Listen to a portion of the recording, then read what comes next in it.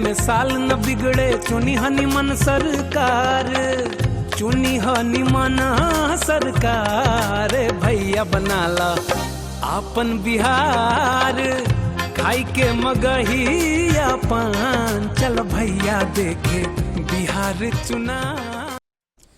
सुबह के 7 बजे हैं। नमस्ते, मैं राशिद। बिहार में 15 जिलों की 78 विधानसभा सीटों पर ठीक 2 मिनट के बाद वोटिंग हो जाएगी शुरू। और जैसे ही वोटिंग शुरू हो जाएगी आपको ये बताएंगे 1204 उम्मीदवारों की किस्मत का फैसला हो जाएगा। बड़ी बात यह है कि ये आखिरी चरण का चुनाव है, एक ऐसा चुनाव जो सीमांचल तक आ पहुंचा है, तिरहुत तक आ पहुंचा है, मिथिलांचल तक आ पहुंचा है। और यही कहा जा रहा है कि सीमांचल से लेकर के मिथिलांचल तक ये देखा जाएगा कि आज असल में जब किस्मत दांव पर लगी हुई है तो ये कितना बड़ा गेम चेंजर साबित होगा। बड़ी बात यह है कि नीतीश कुमार के लगभग 1 दर्जन मंत्रियों की किस्मत का भी फैसला यहीं पर होना है, शरद यादव की बेटी की किस्मत का फैसला यहीं पर होना है, सुशांत सिंह राजपूत के भाई की किस्मत का फैसला यहीं पर होना है। और सबसे बड़ी बात यह है कि सन ऑफ मल्ला यानी वीआईपी के सुप्रीमो मुकेश सहनी की किस्मत का फैसला भी इसी चरण में होना है। और उससे भी बड़ी बात यह है कि नीतीश कुमार ने अपना अंतिम दांव चल दिया है। हर कोई इमोशनल कार्ड खेलने में लगा हुआ है। इमोशनल कार्ड जहां पर नीतीश कुमार ने यह कह दिया कि अंतिम चुनाव है और अंतिम चुनाव में मेरा साथ देंगे ना। और प्रधानमंत्री नरेंद्र मोदी ने चिट्ठी भी लिख दी है, यानी 15 जिले, 78 विधानसभा सीटें, बिहार चुनाव का आखिरी राउंड। बिहार में अंतिम चुनाव का रण, 15 जिले, 78 सीटें। इससे पहले कि मैं पहली ब्रेकिंग न्यूज आपको दिखाऊं, आपको यह बताना जरूरी है कि टीवी स्क्रीन आपको किस तरीके से डिफाइन करके और रिफाइन तरीके से बिहार इलेक्शन का एक एक अपडेट देगी। मेरे दाईं तरफ यहां पर आप देखें, जहां पर आपको एक एक सीट का हाल पता चलेगा कि कहां पर क्या चल रहा है। और नीचे जितने भी अहम मुकाबले हैं आपको पता चलेगा, जिसे खिड़की में एक विंडो में मैं नजर आ रहा हूं, वहां पर मेरे साथ देश के जाने माने पैनलिस्ट जुड़ेंगे। और इसके अलावा आपको ग्राउंड जीरो भी लेकर के चलेंगे मेरे सहयोगी शुभ्रा सुमन के पास, राकेश कुमार सिंह के पास। लेकिन उससे पहले सुबह 7 बजे की ब्रेकिंग न्यूज, बड़ी खबर यह है, आखिरी चरण का मतदान शुरू हो गया है। बिहार में 15 जिलों की 78 सीटों पर वोटिंग हो गई है शुरू। 78 में से 24 सीट पर मुस्लिम वोटर्स बहुत निर्णायक भूमिका में हैं। जेडीयू 37 सीट पर लड़ रही है, बीजेपी 35, आरजेडी 46 सीट पर लड़ रही है चुनाव। 10 नवंबर को आ जाएंगे नतीजे। तो तीसरे चरण में 78 सीटों के लिए 1204 प्रत्याशियों के बीच मुकाबला होने जा रहा है। विधानसभा अध्यक्ष विजय कुमार चौधरी, मंत्री विजेंद्र प्रसाद यादव, विनोद नारायण झा, रमेश ऋषिदेव, इन सभी की किस्मत दांव पर लगी हुई है। तस्वीरें हम आपको दिखा रहे हैं, पोलिंग बूथ की क्या तैयारी है और कतार लगनी शुरू हो गई है।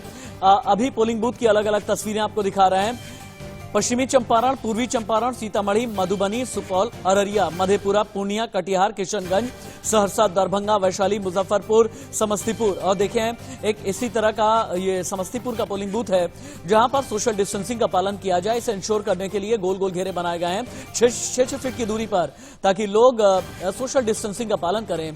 कोरोना के संक्रमण काल में भारत का ये सबसे बड़ा चुनाव है और कोरोना के संक्रमण काल में यह भी कहा जा रहा है कि बिहार जो मैंडेट तय करेगा, इसी के जरिए राष्ट्रीय राजनीति में भी यह पता चल जाएगा कि असल में एनडीए कितना मजबूत है या महागठबंधन का उभार क्या वाकई में होने वाला है। और बड़ी बात यह है कि नीतीश कुमार ने भी अंतिम दांव चल दिया है। तेजस्वी यादव भी पूरी तरह से अपना फोर्स लगाए हुए हैं। लेकिन तस्वीरें हम आपको दिखा रहे हैं, तस्वीरें जहां पर आपको यह नजर आ रहा है कि लोग सुबह के 7 बज गए हैं, कतार लोगों ने लगा ली है। बिहार में अंतिम चरण का यह चुनाव है। अंतिम चरण के चुनाव में तीसरे और आखिरी दौर के लिए मतदान हो गया है शुरू। उससे पहले तेजस्वी और चिराग दोनों ने जीत के अपने अपने दावे किए हैं। मत का प्रयोग करें, सब लोग घर से निकलें और वोटिंग करें, लोकतंत्र के इस पर्व में भागीदार बने। और आप जानते हैं कि बिहार जो है अपने भविष्य को लेकर के फैसला लेने का काम करेगी। और जहां तक पहले 2 चरणों की बात अगर कहें तो 2 चरण जो है लगभग एक पक्ष मतदान हुआ है। लगभग हम लोगों को 2/3 की ओर जो है बिहार अब तीसरे फेज में बढ़ रहा है। तीसरे फेज में 2/3 की ओर बढ़ रहा है। तो जो बदलाव की जो गंगा का जो बयार था, अब गंडक और कोसी का भी वही हाल है। 2 चरण गए, पूरी उम्मीद वैसे ही है कि उसी तरीके से इस चरण में भी जिस तरीके से भारतीय जनता पार्टी को पिछले 2 चरण में उनको भी अच्छी बढ़त मिली और लोक जनशक्ति पार्टी जिस तरीके से हम लोग को जानकारी सामने आई और हम लोग के प्रत्याशियों का जिस तरीके से 2 चरण में प्रदर्शन रहा, पूरी उम्मीद करता हूं कि उससे बेहतर प्रदर्शन ही हम लोग का तीसरे चरण में भी होगा। खुद गया हूं, ज़मीन पर गया हूं, अकेला पार्टी के लिए मैंने मेहनत की है, तो जो जानकारी जिस तरीके से सामने आ रही है, जिस तरीके से लोग बिहारी फर्स्ट के साथ जुड़ रहे हैं, तो विश्वास है कि इस चरण में भी प्रदर्शन हम लोग अच्छा रहेगा।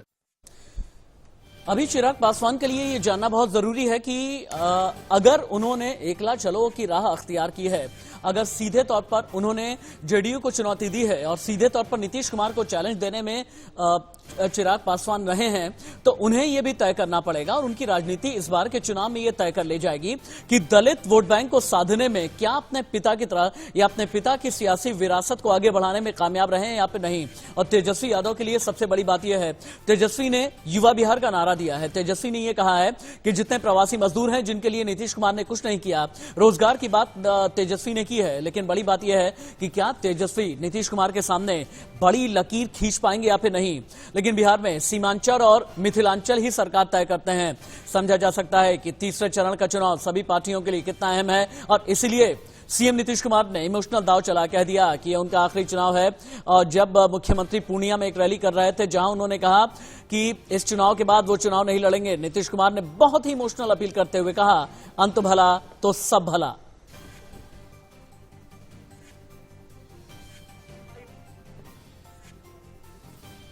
भाइयों का भी दायित्व है, बच्चों का भी, बच्चियों का भी दायित्व है। सब लोग मिलकर के एकजुट होके तीर छाप के बगल का बटन दबा करके लेसी सिंह को भारी मतों से विजयी बनाइएगा, यही हम निवेदन करने आए। और जान लीजिए, आज चुनाव का आखिरी दिन है और ये मेरा अंतिम चुनाव है। अंत भला तो सब भला। अब आप बताइए, वोट दीजिएगा ना इनको? हाथ उठा के बताइए। बहुत बहुत धन्यवाद। हम इनको जीत का माला समर्पित कर दें, जीत का माला समर्पित करें। दो तस्वीरें हम आपको दिखा रहे हैं। नीतीश ने इमोशनल कार्ड खेल दिया है। नीतीश ने पूर्णिया की रैली में ये कह दिया, अंत भला तो सब भला, अंतिम चुनाव है ये मेरा और इसीलिए आप लोगों को साथ देना होगा। लेकिन बिहार की जनता के नाम जो प्रधानमंत्री ने चिट्ठी लिखी है, ये भी अपने आप में बड़ी खास है। और प्रधानमंत्री ने चिट्ठी में ये कहा कि 15 साल लोगों ने जंगल राज दिया है, लेकिन 15 साल जिस तरह से एनडीए ने शासन किया है, 15 साल जिस तरह से नीतीश कुमार ने शासन किया है, बिजली, सड़क, पानी, रोटी, कपड़ा, मकान के लिए बहुत कुछ एनडीए ने संकल्प वाली सरकार दी है और इसीलिए संकल्प वाली सरकार के साथ आपको दोबारा से आगे बढ़ना है।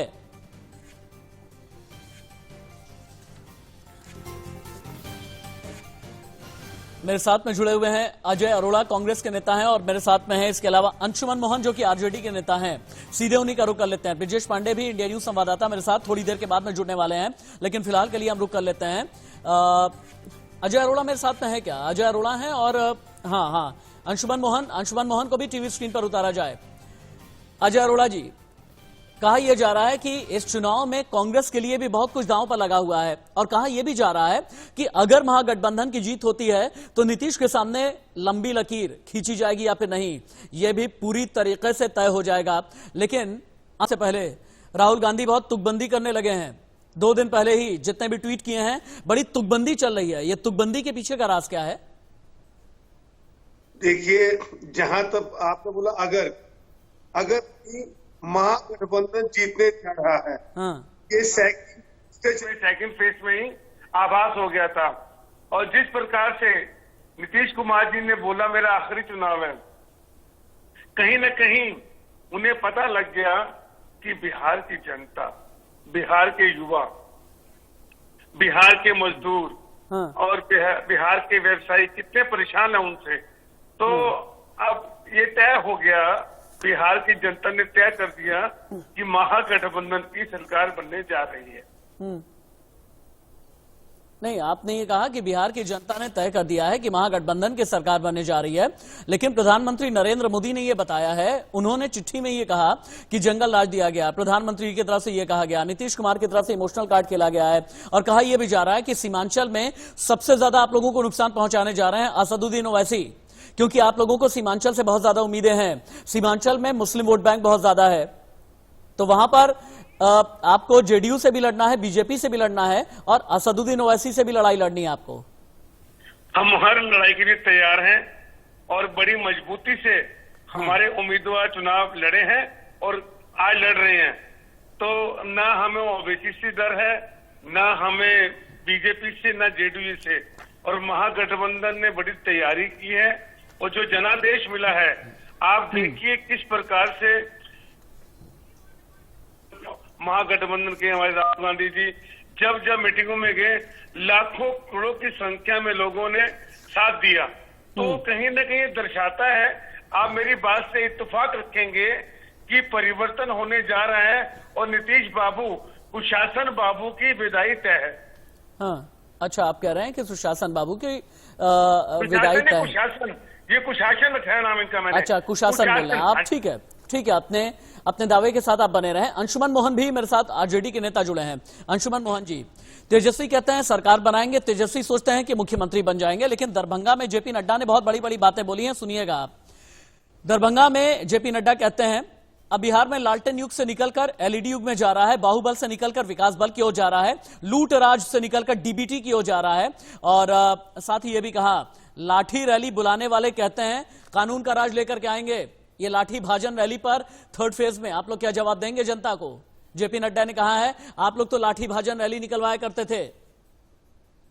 15 साल से अभी तक अगर ये लोग जंगल राज की इतने समय से बात करते हैं तो इनसे पूछना चाहिए कि इन लोगों ने पिछले 15 साल से बिहार का क्या हाल बना रखा है। आज देश का युवा जानता है, आज देश का युवा देख रहा है, और नीतीश कुमार से सब लोग अभी त्रस्त हो चुके हैं। नीतीश कुमार के रवैये से सब लोग जानते हैं कि किस तरह से इन लोगों ने सरकार चलाई है, एनडीए की जो सरकार रही है। आज दारूबंदी के नाम पे जिस तरह से इन लोगों ने दारूबंदी करवाया, और दारूबंदी के नाम पे जो 300 का माल मिलता था वो 1300 का ये लोग बेचने का काम करते हैं, और डायरेक्ट पार्टी फंडिंग में ये लोग डालते हैं। और किसान, मजदूर, शिक्षक संघ सब बिहार के अंदर त्रस्त है, सब लोग आवाज समय पर समय उठाते हैं, लेकिन नीतीश कुमार की सरकार उस पर कुछ नहीं कहती है। बस चुनाव भर आता है तो ये लोग बाहर से, एक अकेले तेजस्वी यादव के लिए ये लोग पूरे प्रधानमंत्री खुद ही उतर रखे हैं। तो देश का युवा समझ रहे हैं, बिहार का युवा खास करके अभी जग रखा है। हम लोग ने जहां जहां घूमे हैं, इतने समय में जहां घूमे हैं, तो यहाँ पे अभी जिस तरह से नीतीश कुमार जी का बयान आया बौखलाहट में, इन लोगों का बयान जिस तरह से आ रहा है पर्सनल, ये एनडीए सरकार वही है जिनने जेपी नड्डा ने जिनने हमारे ऊपर कमेंट किया है, ये सरकार वही है जो पिछले चुनाव लोकसभा में जगह जगह लवली आनंद जी को घुमा के लवली आनंद जी के नाम पे वोट लेने का काम कर रहे हैं। और आज जब हम लोग एनडीए का विरोध कर रहे हैं तो ये लोग क्रिमिनल कहते हैं हम लोगों को ये मीडिया के द्वारा मैनेज करके सारे जगह अभी ये लोग प्ले करने लग गए कि, और अभी लगभग 6-7 महीने पहले नीतीश कुमार जी बिहार के मुख्यमंत्री का ये बयान था, अपने मन से, खुले मन से, जब ये महाराणा प्रताप का राजपूत वोट लुभाने के लिए कार्यक्रम रखते हैं तो ये लोग खुले मन से बोलते हैं कि हमारे पुराने साथी रह चुके हैं, और जब विरोध करते हैं तो ये लोग कहते हैं कि क्रिमिनल है, बाहुबली है। ठीक है, ठीक है, एक काम कर लेते हैं, एक बार ग्राउंड जीरो पर भी चलते हैं। पूर्णिया से लाइव शुभ्रा सुमन जुड़ी हुई हैं। शुभ्रा, अभी पूर्णिया से आप क्या जानकारी दे सकती हैं? चूंकि 7 के लगभग 13 मिनट हो चुके हैं, 12-13 मिनट हो चुके हैं, वोटिंग हो चुकी है शुरू। तस्वीरों के जरिए आप क्या दिखा सकती हैं, अभी क्या चल रहा है? देखिए राशिद, वोटिंग बिल्कुल शुरू हो चुकी है। मैं अपने पीछे दिखाना चाहती हूँ कि लोग आना शुरू हो गए हैं यहाँ पर। हालांकि अभी बहुत संख्या में लोग आपको नहीं दिखेंगे, जैसा कि पिछले 2 फेजेस में भी हमने देखा, लेकिन पूरे इंतजाम है। ये पूर्णिया का शिक्षा विभाग है, शिक्षा भवन है, जहां पर ये बूथ लगाया गया है, और तमाम इंतजामों के साथ आप देखिए जो व्हाइट सर्कल दिख रहा है, हमेशा की तरह फिर से एक बार कोरोना से बचने के लिए व्हाइट सर्कल्स बनाए गए हैं ताकि बस 1 मिनट के लिए शुभ्रा सुमन, आपको 1 मिनट के लिए रुकना पड़ रहा है क्योंकि प्रधानमंत्री नरेंद्र मोदी ने ट्वीट किया है। ट्वीट को तुरंत ही ब्रेक किया जाए। प्रधानमंत्री ने यह कह दिया है कि लोकतंत्र के महापर्व में ज्यादा से ज्यादा आप लोग हिस्सा लें। हालांकि प्रधानमंत्री ने बिहार में तीसरे दौर के मतदान पर, यह प्रधानमंत्री का ट्वीट है, लोकतंत्र के पर्व में भागीदार बने, ये प्रधानमंत्री ने कहा है। लोकतंत्र के पर्व में वोटिंग का नया रिकॉर्ड आप लोगों को बनाना है, यह भी प्रधानमंत्री ने कहा है। प्रधानमंत्री ने चूंकि अभी लगभग 48 घंटे पहले बल्कि बिहार की जनता के नाम चिट्ठी भी लिखी है और अब ये ट्वीट करके कहा है लोकतंत्र के पर्व में आपको भागीदार बनना चाहिए। प्रधानमंत्री ने इससे पहले फर्स्ट फेज के दौरान भी, सेकंड फेज पर भी लगभग सुबह 7 से 8 बजे के बीच ये ट्वीट किया था और लोगों से ये कहा था कि लोकतंत्र के महाजलसे में हर एक वोट बहुत जरूरी होता है। और दोबारा से मैं गेस्ट के पास में जाऊंगा, ग्राउंड जीरो पर शुभ्रा सुमन के पास भी जाएंगे। में सीमांचल, कोसी और मिथिलांचल की इस बार की लड़ाई है। 15 जिले हैं, 78 सीटें हैं। मेरे दाईं तरफ जितना भी आपको एक एक सीटों के बारे में ये पता चल रहा है कि उसकी डिटेल हम ये दे रहे हैं कि जितने भी 15 जिले हैं, 78 सीटें हैं, इसकी एक एक डिटेल आपको ठीक मेरे दाईं तरफ मिलेगी। नीचे की तरफ जितने हैं मुकाबले हैं आपको बता रहे हैं, लेकिन मेरे ख्याल से हमें तस्वीरें दिखानी चाहिए क्योंकि 20 मिनट हो चले हैं, वोटिंग के 20 मिनट हो चले हैं, और एक ऐसे वक्त में जबकि नीतीश कुमार ने यह कह दिया है कि अंतिम चुनाव है, वहीं देखें आप कई वोटर्स ऐसे हैं जो वोट देने के बाद सुबह सुबह ये बता रहे हैं कि देखिए हमारे लिए जलपान बाद में है, पहले मतदान है। प्रधानमंत्री ने भी अपील कर दी है कि लोकतंत्र के महापर्व में ज्यादा से ज्यादा हिस्सा लें और रिकॉर्ड वोटिंग करके ये दिखाएं कि हाँ, हिंदुस्तान कितना मजबूत लोकतंत्र है। और आप ये भी देखें, मुस्लिम समुदाय के भी कई लोग हैं, और जैसा कि मैंने शुरू में ही बताया था, सीमांचल में आप अररिया चले जाएं, आप पूर्णिया चले जाएं, आप कटिहार चले जाएं, इन सभी के बारे में यह कहा जाता है कि यहां पर मुस्लिम वोट बैंक बहुत ही ज्यादा मायने रखता है। अब दो तस्वीरें देखें आप, एक तरफ तो लंबी लंबी कतार सुबह ही लग गई है और यह देखने में बहुत अच्छा लग रहा है क्योंकि फर्स्ट और सेकंड फेज में इस तरह से नजर नहीं आया था, लेकिन थर्ड फेज में जितनी लंबी एक कतार लगी हुई है, इसके जरिए यह समझ में आ रहा है कि हां, लोग बढ़ चढ़ करके हिस्सा ले रहे हैं। और दाईं तरफ आप देखें, जहां पर सोशल डिस्टेंसिंग को सुनिश्चित किया जा सके, गोल गोल घेरे में लोगों को खड़ा किया गया है 6-6 फीट की दूरी बनाकर, ताकि कोरोना गाइडलाइंस का भी पालन हो सके। किशनगंज, पूर्णिया, कटिहार, मधेपुरा, सहरसा, हर एक जगह की रिपोर्ट हम आप तक पहुंचाएंगे। बाहरी न जाए कमाए कमाए कमाए, घर में मिले रोजगार, बेटा बाहरी न जाए कमाए कमाए कमाए, घर में मिले रोजगार। BA MA में साल न बिगड़े,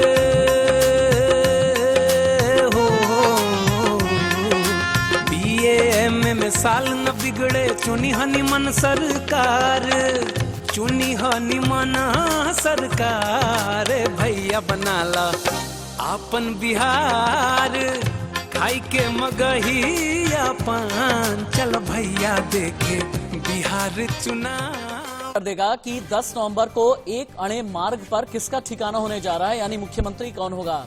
क्या दोबारा से नीतीश बाबू यानी सुशासन बाबू मुख्यमंत्री के पद पर काबिज होंगे। और तीसरे चरण के चुनाव से ठीक पहले, चूंकि नीतीश कुमार ने यह कह दिया है कि यह मेरा आखिरी चुनाव है, तो आखिरी चुनाव में नीतीश कुमार का साथ कितना देगी बिहार की जनता। और हां, याद रखिएगा, यह सीमांचल का चुनाव है, ये मिथिलांचल का चुनाव है, ये कोसी का चुनाव है, जहां पर सीमांचल, जहां पर मुस्लिम प्रभुत्व का इलाका है, मिथिलांचल जहां पर कहते हैं कि मैथिली ब्राह्मण अगर चाहें तो फिर किसी की भी नैया डोल सकती है, किसी की भी किस्मत बदल सकती है। लेकिन अभी की बड़ी खबर यह है कि बिहार चुनाव में तीसरे और आखिरी दौर की वोटिंग जारी है। पिछले 30 मिनट से ये वोटिंग जारी है। 15 जिलों की 78 सीटों पर जारी है वोटिंग। 1204 उम्मीदवारों की किस्मत का होगा फैसला। 78 में से 24 सीट पर मुस्लिम वोटर्स निर्णायक हैं। जेडीयू 37, बीजेपी 35, आरजेडी 46 सीट पर लड़ रही है चुनाव। 10 नवंबर को आ जाएंगे नतीजे। बैक टू बैक अगली बड़ी खबर, बिहार में तीसरे दौर के मतदान पर पीएम मोदी ने किया है ट्वीट, लोकतंत्र के पर्व में बने भागीदार, वोटिंग का नया रिकॉर्ड बनाए। पीएम ने यह अपील की है कि वोटिंग के दौरान मास्क और सोशल डिस्टेंसिंग का ख्याल रखना चाहिए। पैनल को लेकर के आए टीवी स्क्रीन पर। अब पूर्णिया से शुभ्रा सुमन को जल्दी से जल्दी जुड़ें, जितना जल्दी हो सके। आरजेडी नेता तेजस्वी ने भी हालांकि वोट की अपील की है, ट्वीट करके लिखा है बदलाव उफान पर है, नए दौर में नए बिहार के लिए मतदान आपको करना है। इंट्रोड्यूस कर दें जो भी गेस्ट मेरे साथ में हैं। अजय अरोड़ा कांग्रेस के नेता हैं, आनंद कुमार झा बीजेपी नेता, अंशुमन मोहन आरजेडी नेता, सईद अफजल अब्बास जेडीयू का रिप्रेजेंटेशन कर रहे हैं। मेरे ख्याल से सईद अफजल अब्बास के पास मुझे सबसे पहले जाना चाहिए। सईद अफजल अब्बास, नीतीश कुमार ने कहा कि यह मेरा अंतिम चुनाव है। नीतीश बोले अंत भला तो सब भला, और चिराग पासवान, तेजस्वी यादव ये कहते हुए नजर आ रहे हैं कि नीतीश टायर्ड भी हो गए हैं और रिटायर्ड भी हो गए हैं। क्या नीतीश थक गए हैं क्या? आखिरी चरण के चुनाव से पहले नीतीश कुमार ने सरेंडर क्यों कर दिया?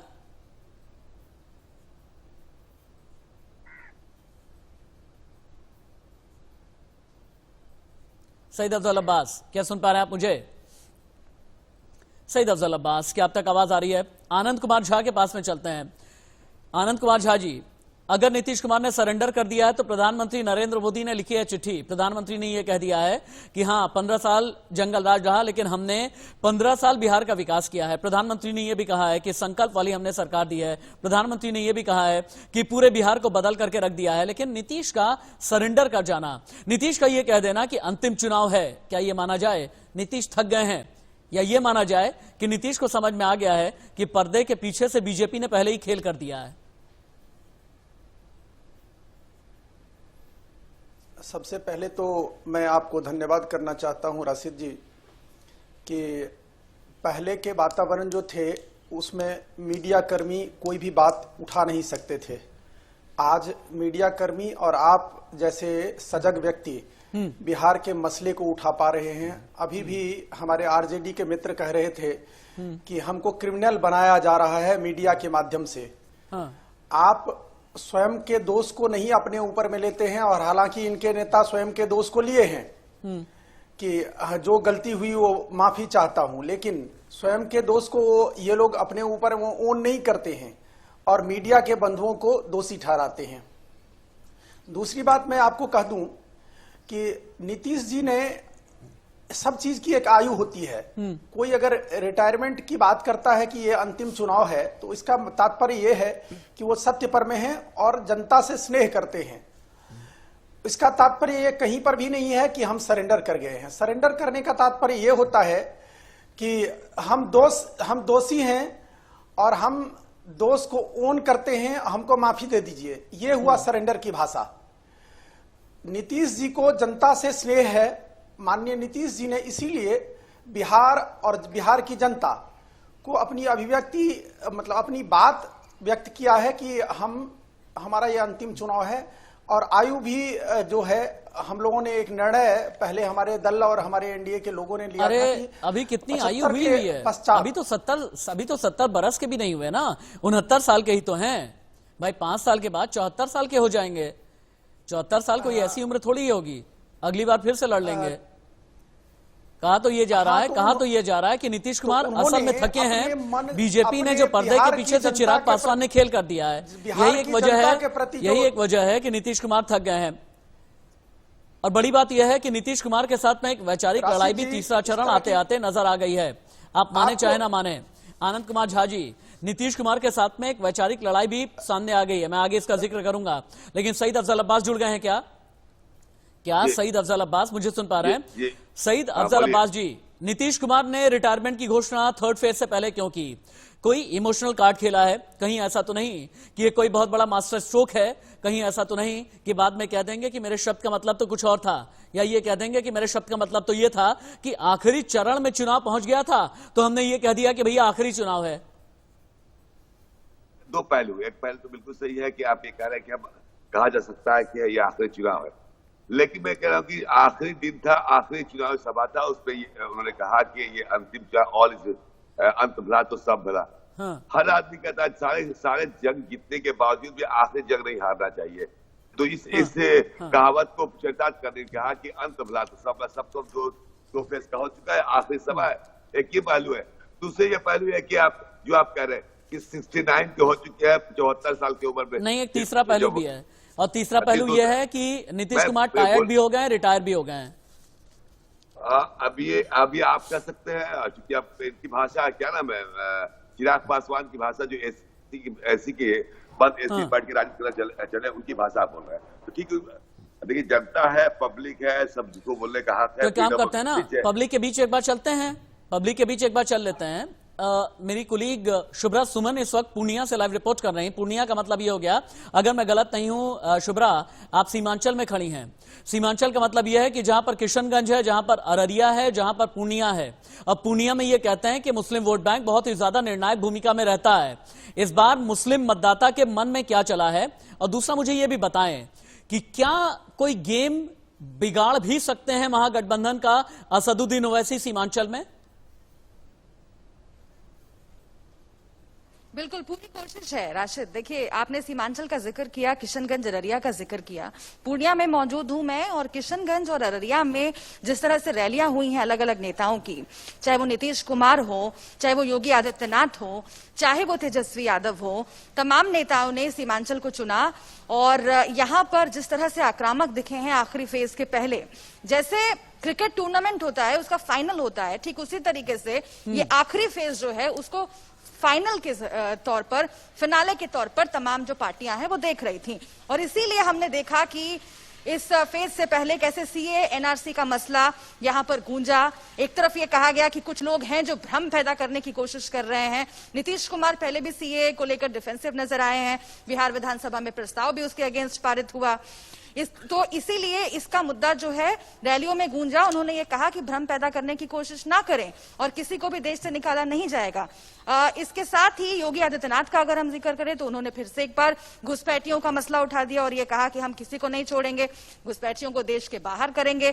असदुद्दीन ओवैसी का आपने जिक्र किया, वो भी अलग अलग जगहों पर जाके सीएए एनआरसी का मसला उठाते रहे हैं और उन्होंने दोनों ही पक्षों को घेरना शुरू किया, चाहे वो एनडीए हो या फिर कांग्रेस आरजेडी हो। उन्होंने कहा कि जब कुछ लोगों को घुसपैठिया कहा जा रहा था, सीमांचल में रहने वाले लोगों को घुसपैठिया कहा जा रहा था, बहुत बड़ी तो बात शुभ्रा आपने बोली है, ये बहुत बड़ी बात शुभ्रा आपने बोली और मैं चाहूंगा शुभ्रा आप मेरे साथ लगातार रहें, इस डिबेट में भी आप रहें और आप लाइव रिपोर्ट पिछले लगभग 1 महीने से दिन रात एक करके आपने दी है। तिरहुत से लेकर के सीमांचल तक और मिथिलांचल से लेकर के कोसी तक आपने दौरा किया है, इसलिए मैं चाहूंगा कि आप रहेंगे। आपने सुना सईद अफजल अब्बास क्या कह रही थी? शुभ्रा सुमन जमीन पर मौजूद हैं।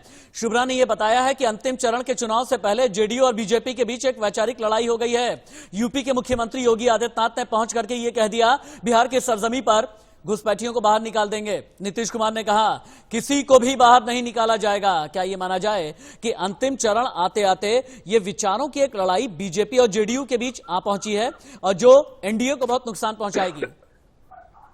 देखिए, जाहिर सी बात है हमारी पार्टी अलग है और बीजेपी अलग है। कई मुद्दे पे हमारे मतभेद रहे हैं, लेकिन कई मुद्दे पे हम सहमत भी रहे उस साथ। तो हमारा जब ऑलरेडी आप खुद ही कह रहे हैं कि विधानसभा में प्रस्ताव पारित कर दिया गया था, तो इस तरह के बयान तो कोई सपोर्ट करने का कोई सवाल ही नहीं।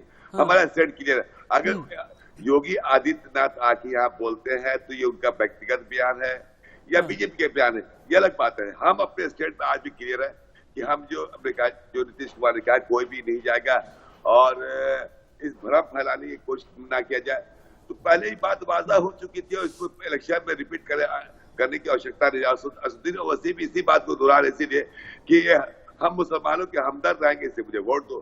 तो मैं समझता हूँ कहीं ना कहीं कि असदुद्दीन ओवैसी भी मुस्लिम पॉकेट पे इस तरह की बात करके वोट लेने की कोशिश कर रहे थे। एक चीज शुभ्रा एक चीज ये बताइएगा, क्योंकि आप ग्राउंड जीरो पर हैं और मैं चाहूंगा कि आप मेरे सवाल का जवाब भी दें और प्लस अपना कैमरा पैन करके हमें दिखाएं भी कि अभी पूर्णिया में क्या चल रहा है और पूर्णिया की बड़ी लड़ाई के बारे में भी बताएं आप। लेकिन एक चीज ये बताइएगा कि जो मुसलमान है कहते ही हैं कि एमवाई समीकरण जब भी आरजेडी बना लेती है तो उसके लिए गेम चेंजर साबित होता है, लेकिन एक मुसलमान के दिल में सीए को लेकर, एनआरसी को लेकर, एंटी सीए प्रोटेस्ट को लेकर, योगी आदित्यनाथ के बयान को लेकर थर्ड फेज में उसके दिमाग में क्या चला है?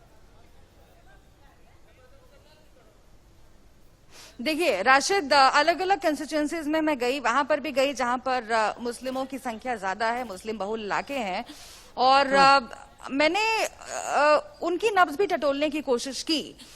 लेकिन अगर मैं कहूं कि बिहार की जनता, चाहे वो किसी भी धर्म की हो, चाहे वो किसी भी जाति की हो, इस बार जो रवैया रहा है सरकार का, खासतौर से कोरोना काल में जो प्रवासी मजदूरों को लेकर के, देखिए यहां से जाकर बाहर काम करने वाले तमाम लोग हैं, उसमें हर समुदाय का, हर जाति का आदमी है। वो जब वापस लौटा बिहार में तो सरकार का क्या रवैया रहा, नीतीश कुमार ने जिस तरह का स्टेटमेंट दिया वो उनके जहन में घूम रहा है।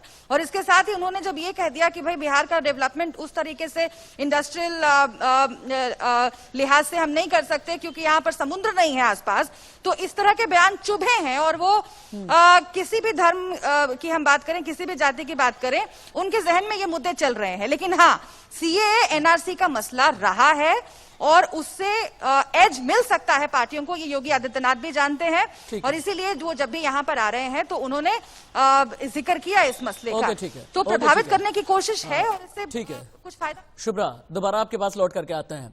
अंशुमन मोहन के पास भी जाना बहुत जरूरी है। अंशुमन मोहन, थर्ड फेज का इलेक्शन आते आते ऐसा क्यों लगने लगा कि तेजस्वी भी कुछ डरे हुए हैं और उनका डर जो है जेडीयू है बीजेपी से कहीं ज्यादा सीमांचल में असदुद्दीन ओवैसी का है, और यही एक वजह है कि अपनी रैलियों में बार बार ये कहते हुए नजर आए कि देखिए अभी तक तो यही लोग थे, अब ये भी आ गए हैं। कि आप लोग ये मान करके चल रहे हैं क्या कि आप लोगों के मुस्लिम वोट बैंक में असदुद्दीन ओवैसी सेंध लगा देंगे? मैं आप लोगों को बता देता हूं कि बिहार का जो मुसलमान है, बिहार का मुसलमान कट्टरता की ओर कोई लड़ाई नहीं चाहता। इधर का लोग, इधर का जितना है सब लोग समाजवादी संगठन है राष्ट्रीय जनता दल, और शुरू से समाजवादी रही है और इसी के समर्थन में हर वक्त रहा है मुसलमान, क्योंकि लालू जी भी और कई नेता, आनंद मोहन जी भी हो गए, लगातार मुस्लिम समुदाय की आवाज उठाने का काम किए हैं। और जितने भी हैं, भारतीय जनता दल हो जाए या फिर अकबरुद्दीन ओवैसी हो जाए, ये सब लड़ाने का काम करते हैं। लड़ाने के नाम पे ये लोग वोट लेने का काम करते हैं। नहीं, वो तो चलिए ठीक है, लड़ाने का काम करते हैं, लेकिन आपने बढ़ाने का काम कितना कर दिया? आपने बढ़ाने का काम कितना कर दिया? अजय अरोड़ा जी, बिहार के मुसलमानों को बढ़ाने का काम कितना कर दिया? सुना है कि भागलपुर दंगे के बाद से बिहार के मुसलमानों ने कांग्रेस की तरफ मुड़ करके कभी देखा ही नहीं। 1989 के बाद से आप लोगों की तरफ मुड़ करके कभी देखा ही नहीं, क्योंकि आप लोगों ने पहले भी बांटा, आप लोगों ने पहले भी, आपके शासनकाल में पहले भी दंगे कराए गए। और सबसे बड़ी बात यह है कि आप लोगों ने बांटकर अलग अलग नजरिए से, अलग अलग चश्मे से देखा। कभी पसमानदा के चश्मे से देखा, कभी अगले के चश्मे से देखा, कभी पिछड़े के चश्मे से देखा। और बड़ी बात यह है कि आप लोगों ने सिर्फ वोट बैंक के नजरिए से देखा। और इसीलिए किशनगंज हो, पूर्णिया हो, अररिया आप चले जाएं, हर जगह का मुसलमान सिर्फ एक ही बात कहता है कि हमें कांग्रेस पर भरोसा रही नहीं गया। देखिए, मैं अभी बिहार रहा, यहाँ से बात की, अररिया, अमरोहा, यहाँ बात किया आपने, मैं वहाँ खुद रहा और वहाँ के लोग वहाँ पे अभी भी वर्तमान में हमारे जो कांग्रेस के उम्मीदवार लड़ रहे हैं और वो एक्स MLA है वहाँ से। और जहाँ तक अररिया की दिक्कत की बात है, जहाँ तक चश्मे की बात की राशिद आपने, हमने चश्मा बिल्कुल ठीक पहना है।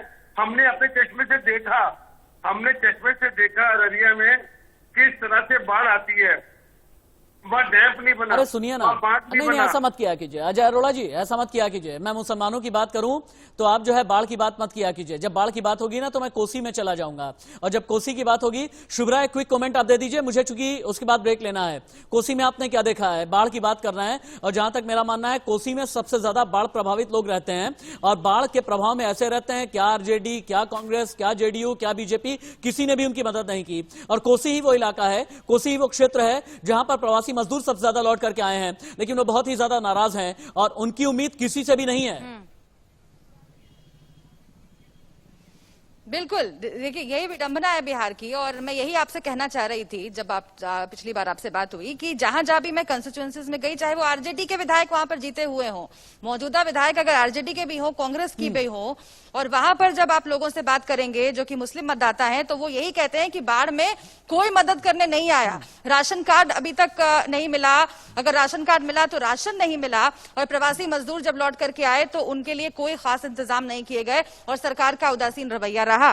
बाढ़ का आपने जिक्र किया, बाढ़ को लेकर मैंने अलग अलग जगहों पर लोगों से बात की, और इस क्षेत्र में खास तौर से लोगों का यही कहना है कि जिस तरीके से नीतीश कुमार की सरकार से उम्मीद थी, 5 साल तो उन्होंने काम किए, लेकिन उसके बाद जो वादे उन्होंने किए उसको लेकर के ढुलमुल रवैया रहा उनका, और ये उनके अगेंस्ट जा सकता है। लेकिन हाँ, मैं फिर से एक बार आपको कह रही हूं कि 2 बहुत महत्वपूर्ण मसले हैं जो नीतीश कुमार को एज दिला सकते हैं। वो एक बिजली जो गांव गांव में पहुंची है, सीमांचल के भी इलाकों में, मिथिलांचल के भी इलाकों में, जहां भी मैंने बात की लोगों से, उन्होंने कहा कि हाँ बिजली पहुंची है गांव गांव में, और इसका वो क्रेडिट कहीं ना कहीं केंद्र सरकार को अगर देते हैं तो नीतीश सरकार को भी उसका क्रेडिट अपने आप मिल जाता है। और दूसरा, लॉ एंड ऑर्डर का जो मसला है वो भी नीतीश कुमार के लिए एक बहुत बड़ी उपलब्धि के तौर पर यहाँ पर लोग देखते हैं, और वो कहते हैं कि पहले से ठीक आपने कहा कि बिजली और लॉ एंड ऑर्डर के मसले पर नीतीश कुमार एक एज लिए हुए हैं, लेकिन नीतीश कुमार को कई जवाब भी देने हैं। नीतीश कुमार को जवाब ये देना है कि एंटी इनकम्बेंसी में कहां ये भी गया इस वक्त में कि सिर्फ और सिर्फ अफसरों के नेता भर बन करके रह गए हैं, अफसरों के मुख्यमंत्री भर बन करके रह गए हैं। सृजन घोटाले पर क्या जवाब देंगे नीतीश कुमार? मुजफ्फरपुर कांड पर क्या जवाब देंगे नीतीश कुमार? और हां, 3rd फेज की लड़ाई आते आते अगर घुसपैठियों का राग छेड़ दिया यूपी के मुख्यमंत्री योगी आदित्यनाथ ने बिहार की सरजमी पर जाकर के, तो फिर बाकी मुसलमानों को क्या नीतीश कुमार मना पाएंगे या नहीं? और बार बार मैं एक ही बात कहूंगा, नीतीश कुमार ने अगर अंतिम लड़ाई का दांव खेला है तो अंतिम लड़ाई आखिरकार कितनी ज्यादा कारगर साबित होगी। लेकिन याद रखिएगा, 15 जिले हैं, 78 विधानसभा सीटें हैं। अब से ठीक 9 घंटे के बाद देश का सबसे सटीक एग्जिट पोल, जब आप ये जान जाएंगे कि बिहार में 10 नवंबर को एक अणे मार्ग पर किसकी सरकार आखिरकार बैठने जा रही है, मुख्यमंत्री आखिरकार कौन होगा।